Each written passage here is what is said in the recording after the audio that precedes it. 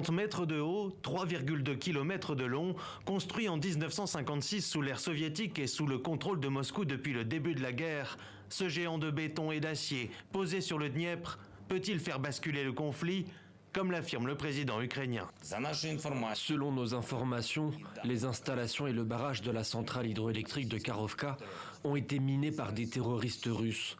Le monde doit agir puissamment et rapidement pour empêcher une autre attaque terroriste russe. Faire sauter le barrage signifierait une catastrophe à grande échelle.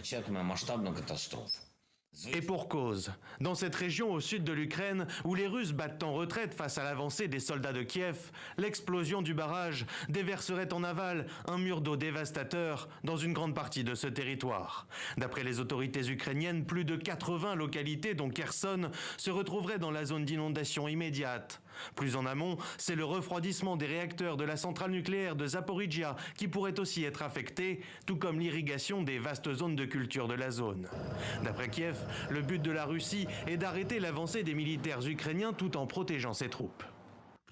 Très bientôt, les troupes ukrainiennes pourraient lancer leur offensive sur Kherson.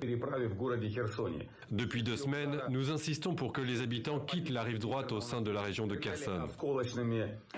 L'administration russe de la région de Kherson a assuré que les évacuations de civils avaient débuté ce jeudi. 15 000 personnes dans ce territoire annexé par Moscou. Elle prévoit d'en déplacer 50 à 60 000 en quelques jours sur l'autre rive du Dniepr.